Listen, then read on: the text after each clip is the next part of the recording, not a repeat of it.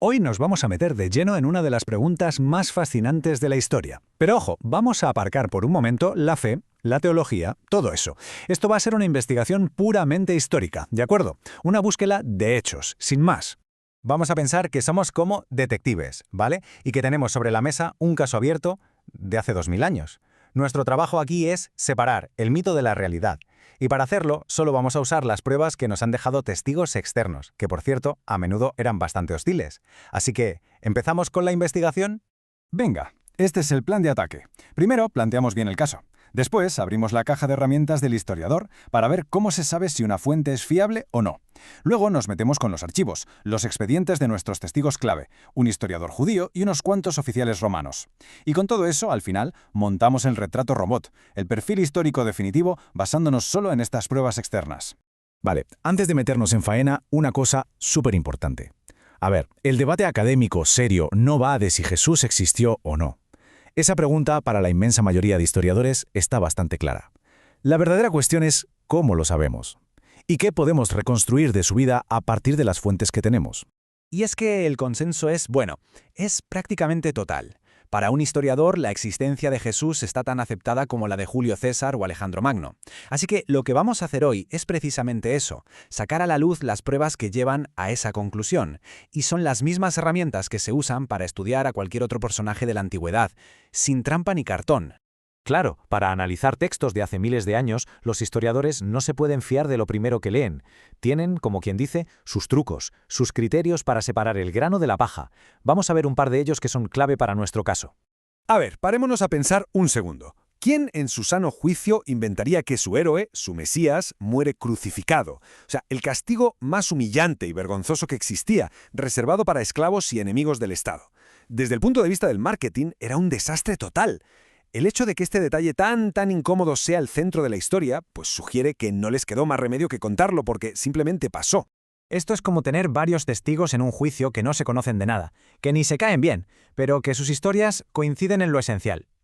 Si tienes a un historiador judío por un lado y a varios funcionarios romanos que, despreciaban a los cristianos por otro, y todos mencionan los mismos datos básicos sobre Jesús, la evidencia se vuelve potentísima. Muy bien. Con estas herramientas en la mano, vamos a abrir el primer expediente, el de Flavio Josefo.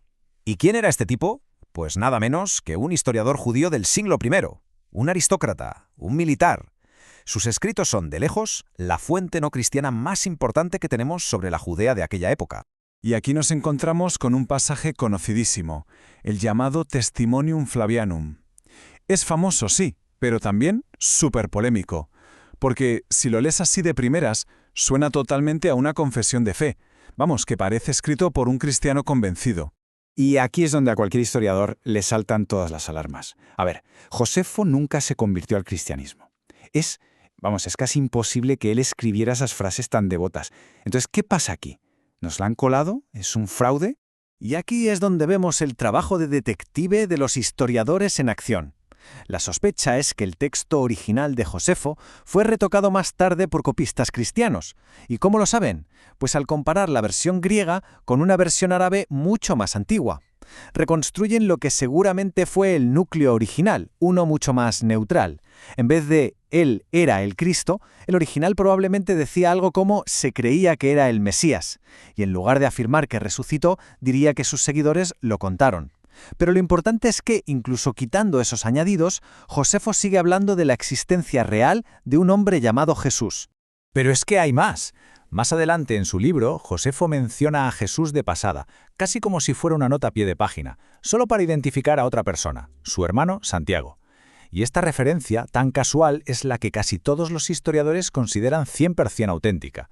Porque piénsalo, ¿quién se inventaría a Jesús solo para poder explicar quién era su hermano? No tiene sentido. Para un historiador esto es oro puro. Vale, dejamos a Josefo y nos vamos a los archivos del Imperio Romano. A ver, los funcionarios e historiadores de Roma veían a los cristianos, pues fatal, como una superstición perniciosa y peligrosa.